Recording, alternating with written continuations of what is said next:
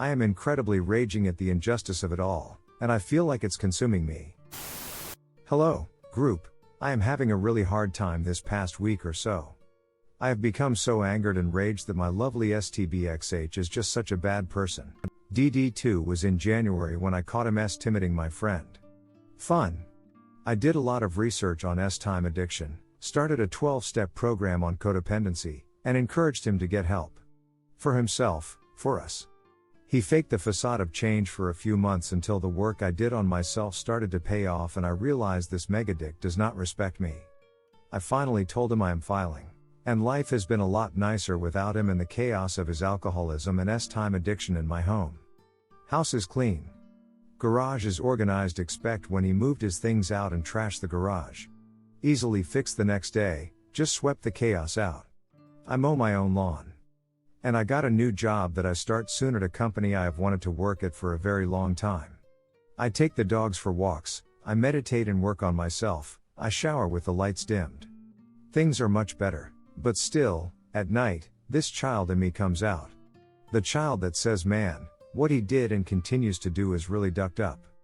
On Monday I was getting an STD test to finally face the music of what could be possible from this marriage. While my legs are in stirrups, he's reactivating his Instagram and Facebook and posting little quirky clips for likes. He hasn't told anyone why we're divorcing, so people are all fooled by his lies. He has me blocked, which is probably a good thing because I want to just sling so much verbal abuse at him. I know he is incapable of reflection and admitting fault. But that is not okay. What he did during our marriage was not right. Mind you, I know only the tip of the iceberg. But I do know of multiple cheating instances and online dating profiles, so yeah, I picked a winner. I know I have to let this go, and know I'll never get the apology I want. Or the ability to say fuck you, dude. But I struggle with it. It is infuriating, like white hot rage. My codependency is my own responsibility to figure out, but it really comes out in waves recently. Any tips, strength or support? I could really use some. Thanks. Redditor's reactions update after. Redditor 1, I try to remember this. If a person is making me upset, they are directly controlling me. And that doesn't sit well with me for very long, and I eventually get back in control of myself. Sometimes it helps to turn the other cheek and look at the offender with pity instead of rage. And if you think it's not possible to do this, you're wrong. My wife cheated on me with at least 2 people while I was in my 3rd deployment to Iraq. She even got knocked up and had an abortion before I came home. We reconciled. 7 years later, she did it again, only this time she's keeping the baby, moved out, and now I'm a single father raising 3 kids, 2 cats, a dog, 7 chickens and a house that needs a little love. It's easy to say and difficult to practice. But sometimes, if you tell yourself that you don't give a s it enough, eventually you will convince yourself. I struggle. I'm sure I will continue to struggle. Thank God for places like this where we can support each other. Feel free to PM me if you ever need to vent with someone. I don't get out much, and having a conversation about this sort of thing with someone who truly understands makes all the difference in the world. Redditor 2, I've felt that white hot futile rage, and I've found that giving into it is ultimately less fulfilling than enduring it. Over the past few days I've been full of anger, but instead of lashing out when it hits me like I have sometimes in the past, I've been sitting with it and not contacting my ex. I believe this has allowed me to transform that anger into an energy I can use on other things. Because it seems that whenever I lash out, I get no lasting satisfaction from it. It just makes me sad, actually. Op answer, so true. Acting on it makes it worse, not better. I need to channel it into healthy behaviors, and not ones that are destructive. I'm sorry you're going through something similar, but I'm glad I have someone who understands. Redditor 3, I am very angry too. I write my thoughts down, things I want to say to her. She betrayed me. She hurt me more than anyone possibly could. She's a changed person. Loving the AP is more important than my pain. How the ego boost trumps all for her. I write it using the Notes app on my iPhone. It helps to get the thoughts out. Some of my thoughts are posted here on Reddit. Feedback from these fine folks going through the same thing helps too. Op answer, oh, the Notes app on the phone. That could work. I feel like when I'm most angry, I go to my phone. Instead of texting him, I will write it on Notes instead. Thanks for the idea. Update, I actually file the petition tomorrow. Hola, beautiful people. I filed tomorrow, even though I thought I was filing sooner. Who knew sending all the information to a lawyer wouldn't be enough, but actually putting the pen on paper would be the real filing. I've never done this before, and never hope to again, so here I go. I believe in a life without getting STD tested because I had time with my husband. I believe I am worthy of honesty and communication, and not trickle truths or falsehoods just to pacify a really ducked up guys. I believe my friends should be whom they say they are, and not women that sleep with my husband and then call me crying about how low they are. I believe I am worthy of these things, and not fixing other people's problems. Obviously, I have a problem with my picker and my own trauma from my past. But I refuse to give up on myself, to allow this trauma to happen to me again, and so I sign tomorrow. I am worthy of love, and that love must first come from myself. To all those finding strength they never knew they had, and to those struggling to find it, you are worthy of the love you give yourself. It may be hiding, but find it. You're worth it. Update: drinking doesn't make the pain go away, it amplifies it. Just needed to write that down somewhere. I have been gravitating to wine at night when things finally slow down and the loneliness hits in. Drinking makes me worse, not better. I choose to do better. Hang in there, beautiful people. We can and will become warriors if we make the right choices for ourselves. Update: I'm having a good day and just want to share. This morning I woke up and mowed the lawn before potential rain. I don't necessarily enjoy doing it, but it's something I now take care of on my own. My washing machine backed up and I called my cousin for advice. I went to Home Depot for a drain cleaner. The grill cover finally deteriorated and so I replaced it. Life's little responsibilities and chores are easy now, even if I have to ask for help along the way, like calling my cousin. It is much more pleasant to take care of things on my own than to be lied to and gaslit for so long because I was scared of how being alone would play out. I was scared to have these responsibilities. As a woman, who turns 30 in May, I can figure things out, and ask for help when I need assistance. I'm going to be just fine. Update: relationship inventory is showing me a lot of truths I refuse to acknowledge. As per the suggestion of a fellow Redditor, I purchased the book called Getting Past Your Breakup. I have been doing a whole lot of work on codependency and family of origin issues by reading codependency books, attending 12 steps, and seeing a trauma therapist. Naively, I didn't anticipate this book to be very helpful, and yet I am extremely surprised. I've been slowly at the relationship inventory section this week and it has shed so much light into what I settled for as okay. For instance, it had suggested I write 5 nice gestures my partner did for me while we were together that demonstrated love. I initially wanted to write that he did chores. But I stopped, because that isn't love, that is responsibility. I came to discover he love bombed me when we first got together 2013 and then it quickly tapered off. Any gesture I wanted to create in my mind to write on paper were merely my own settling for enough just to keep him, and that didn't work, obviously, since I'm posting on this subreddit. I wrote that he bought me a dress for the first birthday of mine we celebrated together 2014. Over these past 2 years, since we have been married and he cheated multiple times, I've come to realize he didn't really do any nice gestures for me. Instead, his nice gesture was coming to bed before 2 a.m. and stopping drinking, playing video games. Is that really a nice gesture, when he had to work in the morning? This book has shown me a lot about how little I would require just to settle into what I envisioned my life should be. I am glad someone suggested it to me. Now on to finishing the relationship inventory and then moving into the family of origin inventory. DD2 on Jan 3rd and I filed April 12th. New job, taking care of my responsibilities, and being kind to myself, friends and strangers are what is important to me. Thanks for reading. I hope some of you can relate to how little we settled for just to keep the dream alive. Update: after the anger and the refusal of acceptance, I am finally feeling the grief over the part of me that misses him. Last night, I woke at 3 a.m. and said his name after a bad dream. I woke to seek comfort, and yet was immediately reminded of how many times I said his name while we were married and he was not there. He was usually jaking off in the other room, or drunk playing video games. I celebrated around 7 a.m. when I woke again, for work, that I am no longer let down. When I spoke to my therapist today, she gave me a good example of how my anger and understanding of my situation has propelled me to a safe place. I have filed, I no longer expect anything. I am now safe. And yet, that piece of me that is longing for him, still exists. It needs to be assessed, in a loving and careful way to myself. Instead of suppressing it, I need to acknowledge the child in me still misses the idea I subscribed onto him. To let her know it's okay to mourn, and I can let her be sad. But, that I know a different side, too, and together we can see the whole picture. So today, I share with you my acknowledgement of the sad part of me. She isn't stupid, as also is not the part of me that only sees the villain. Both are valid, and hopefully, one day, I can see both hand in hand and recognize the pain but see the healing. Thank you for reading. Update, guys. The divorce is almost over.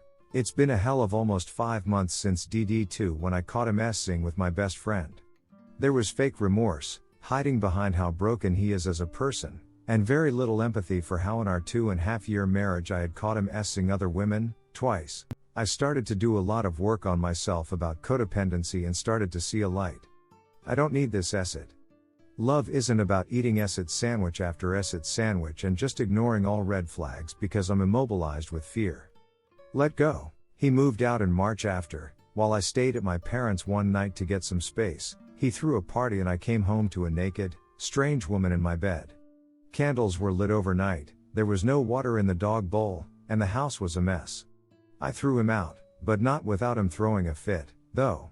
Destroyed some doors, trashed the garage, I just swept up the mess. He asked if we could talk. I had nothing to say.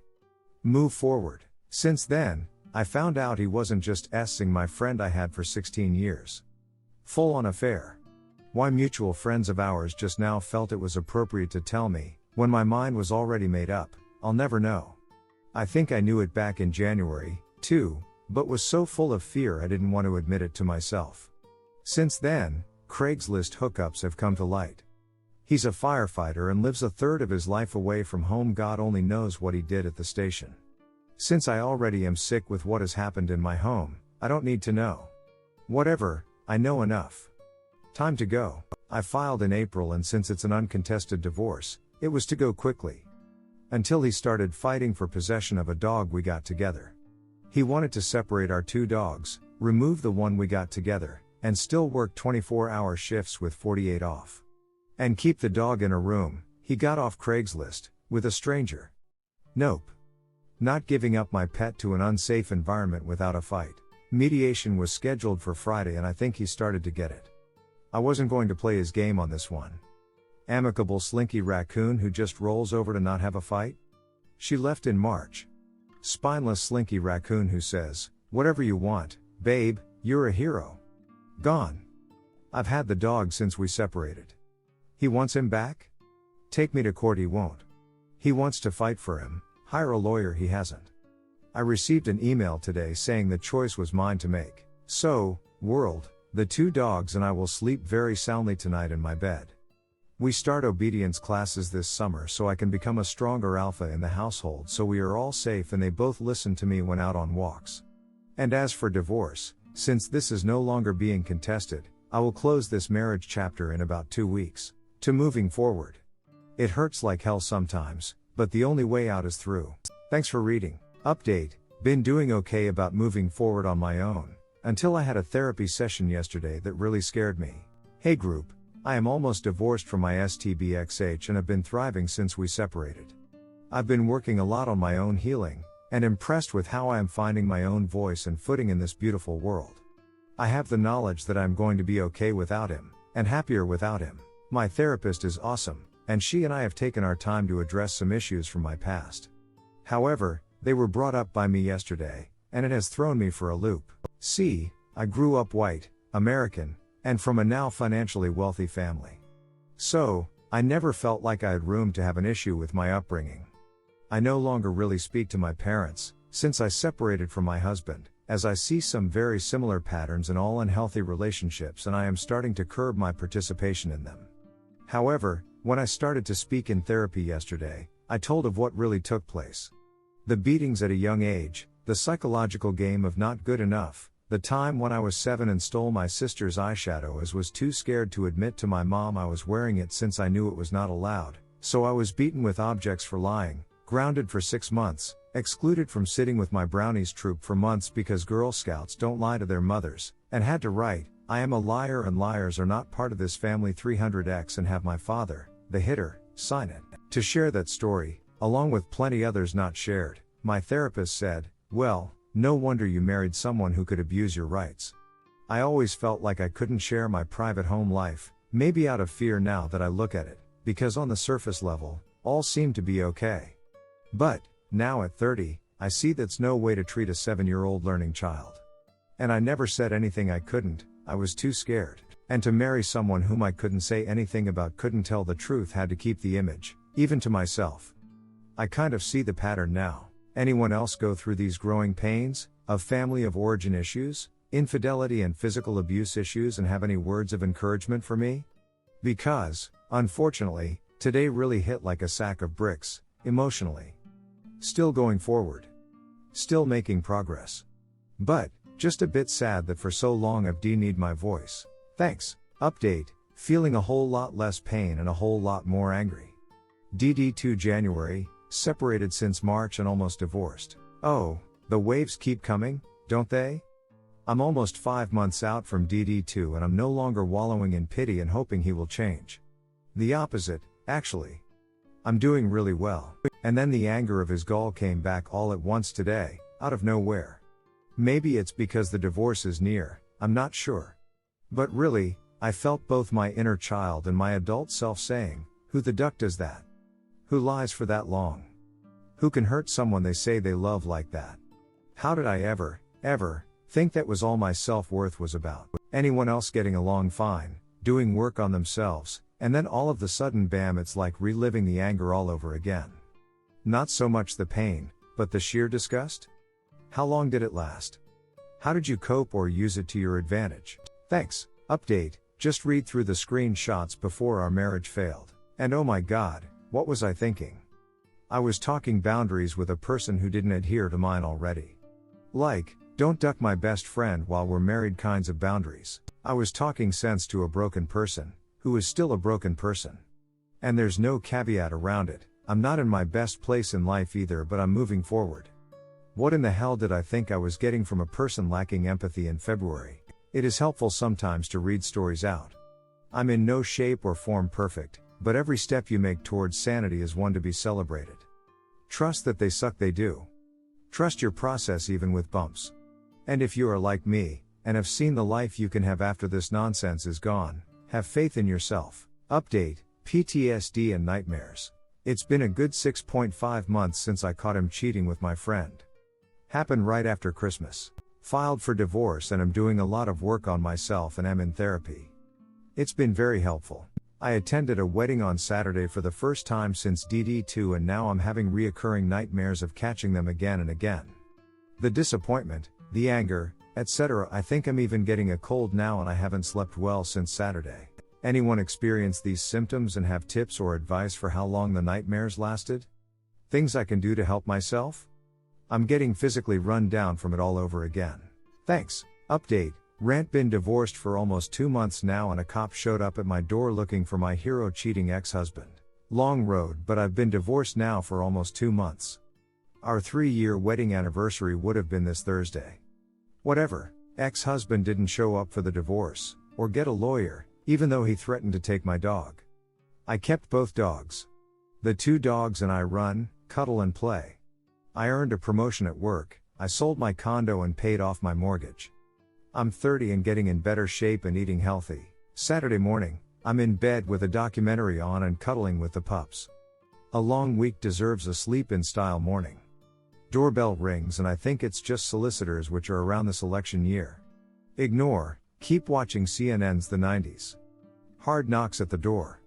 Put on my t-shirt and there is a police officer at my front door. He is asking if I know where my firefighter ex-husband could be, because he didn't show up for work today. I tell him he no longer lives here. Well, miss, the guys at the station are worried. Do you have his parents' numbers? Nope. Know where he lives? No, sir. Any friends' numbers? No, I'm sorry. I deleted everyone from my phone after they didn't acknowledge he cheated on me again, and they had nothing to say to me.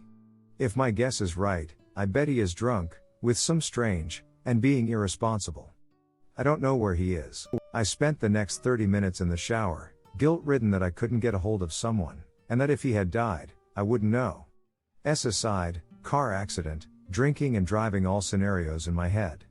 Even though he cheated on me constantly, now that the truth has found its light, even after I caught him with my best friend, I sobbed and prayed he didn't kill himself, even though he said one time, "I am too selfish to ever do a thing like that." Eventually broke no contact and texted him. I was surprised I wasn't blocked. I used to be, when he hated me because I said enough. Now, I suppose, I am of use? Anyways, I told him a police officer was at my house, and if he could contact them or work, both units are looking for him. He responded, "I thought I changed my emergency contact a while ago. Sorry you had to deal with that." I'm fine. Sorry, the rage I feel inside, even today, for this motherducker for being exactly what I knew. So irresponsible that I get to spend my Saturday morning worrying like that. Just like I used to when he didn't come home. I am glad he isn't dead. But I knew the truth. Drunk, drugs, sex. It's all the same. Just this time, instead of just losing me, he may lose his career, too. Man, duck these shoals. We've been separated since March. He had plenty of time to make sure a police officer didn't knock on my door worrying about his ass. Redditors' reactions. Redditor 1. Exactly. Selfish in all areas. You do all the work, carry all the worry and responsibility. Even when they're not being unfaithful, they're still irresponsible. Sorry op. Redditor 2. All the police and firefighters know each other and typically hang out together where I'm from. I'd be skeptical this was as innocent as you think. Delete him completely. Trust your gut. Redditor follow up. My husband works for GSA and firefighters and cops do not get along. They were going to build a police fire station and there was so much fighting, they scrapped it to only be a fire station. Redditor 3. Having been this angry person in the past and for good reason, you will never truly heal until you deal with that pent-up anger. I highly recommend you go talk to someone to work through it. It will set you free. Op answer, definitely need to. Going to therapy again today. Batting cages and wine are not the solution for this anger. Definitely need to find a way to seek forgiveness, not for him, but for myself so I can be free of this. Redditor 4, if you sold your condo, how did they have your address? Op answer, owned it as a rental property. Sold it and paid off my mortgage on the house I live in. But, thanks for relating to the rant? I suppose?